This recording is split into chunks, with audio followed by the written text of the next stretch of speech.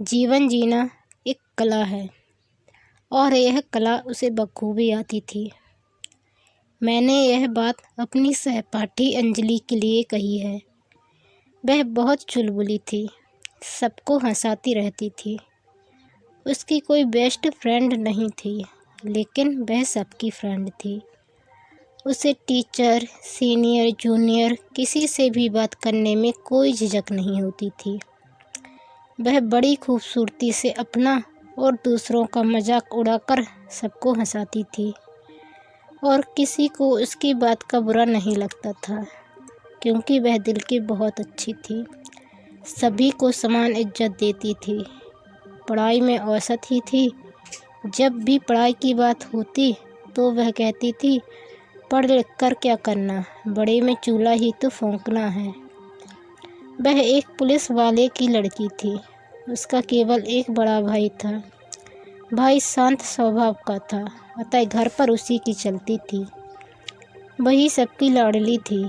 हम लोगों को वो अक्सर अपने घर पर की गई शरारतों के बारे में बताती रहती थी। वह कभी भी कल की चिंता नहीं करती थी। उसके लिए हंसना हंसाना खाना खाने से भी ज़्यादा ज़रूरी था और वह इसमें माहिर थी। मैं जस्ट उसके अपोजिट थी। मैं उसकी किस्मत को देखकर जलती थी, क्योंकि मैं एक मजदूर की बेटी थी और ढेर सारे भाई बहन होने के कारण माता पिता के झगड़ते रहने, पिता की शराबी जुआरी होने के कारण मुझे अपने परिवार में प्यार का एहसास होता ही नहीं था। अंजलि के परिवार में सब कुछ बहुत था। उसके दादा दादी भी थे। उसके घर में कभी कोई झगड़ा नहीं होता था और सभी बहुत प्यार से रहते थे। मैं भी ऐसा ही परिवार चाहती थी, लेकिन चाहने से कब किसी को कुछ मिलता है। मैं उसके जैसा बनना चाहती थी, लेकिन कभी बन नहीं पाई। इसलिए मेरे दिल में उसके लिए एक अलग ही सम्मान और एक अलग ही जगह थी। वो मोटी थी और मैं ज़रूरत से ज़्यादा पतली। वो मुझे सिंगल हड्डी कहती थी और मैं उसे मोटी। मेरे अलावा किसी और के मुँह से वह मोटी सुन नहीं पाती थी और इतना मुँह चलाती थी कि सामने वाली लड़की माफ़ी मांगने लगती थी। मैं क्लास की मॉनिटर थी, इसलिए उसके अलावा कोई भी मुझे सिंगल हड्डी नहीं कहता था और मैं भी शायद किसी और के मुँह से ये शब्द सुन ही न पाती। पर लड़ती या रोती पता नहीं। एक दिन सभी लंच में खेल रहे थे।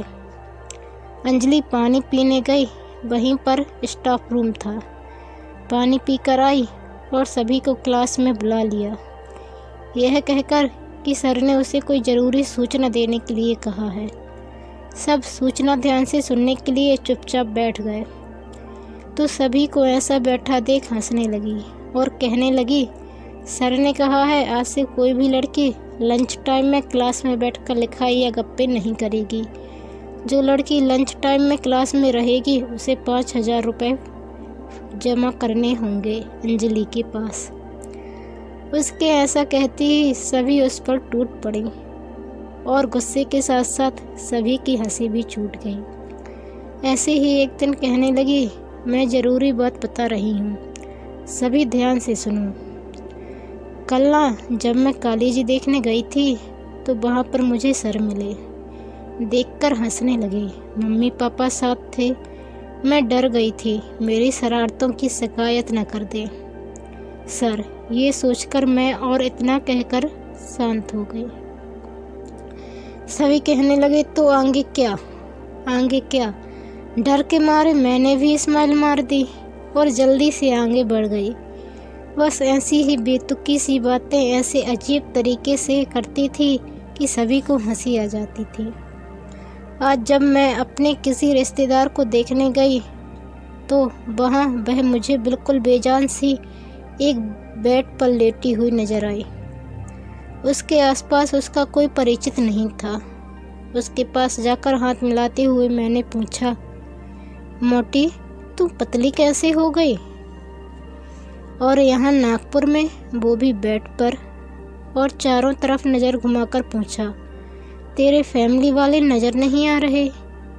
मेरी बातें सुन उसे रोना आ गया। कहने लगी, फैमिली में अब बचा ही कौन है। मैंने पूछा क्यों, क्या हुआ? तो बताने लगी, 5 साल पहले एक एक्सीडेंट में मम्मी पापा की डेथ हो गई। उसके 2 साल के अंदर ही भाई की शादी हो गई और भाई पूरी तरह बदल गया। अब उसे मेरी कोई फिक्र नहीं थी। वह जल्द से जल्द मेरी शादी कर मुझसे छुटकारा पाना चाहता था, क्योंकि मेरी और भाभी की पटती नहीं थी। मेरी शादी जिस लड़के से हुई वह बहुत ही अच्छा था, लेकिन जब से मुझे कैंसर हुआ वह बिल्कुल बदल गया है। पूरा ससुराल मेरे मरने की बाट जोह रहा है और मैं अपने माता पिता से मिलने की। मैंने उसे ठाठस बजाते हुए कहा कि तुम्हें कुछ नहीं होगा, तुम जल्दी ही ठीक हो जाओगी। यह सुन वह कहने लगी, ठीक होकर क्या करूँगी? माता पिता होते तो इतनी उदास और लाचार न होती और इस बीमारी को भी हरा देती, लेकिन अब मैं स्वयं ही जीना नहीं चाहती। अंजलि आज तक मुझे चहचहाती चिड़िया की तरह ही दिखी थी और आज पंख कटी पिंजड़ी में बंद चिड़िया सी लग रही है। मेरा मन कर रहा था मैं उसका इलाज कराऊं और उसे अपने साथ रखूं जीवन भर, लेकिन मैं भी किसी और के सहारे थी, किसी की पत्नी तो किसी की बहू थी। मेरे हाथ में कुछ भी नहीं था उसकी मदद करने के लिए। उसकी बातें सुनने के बाद उसे ठाठस बताने की हिम्मत तक नहीं थी।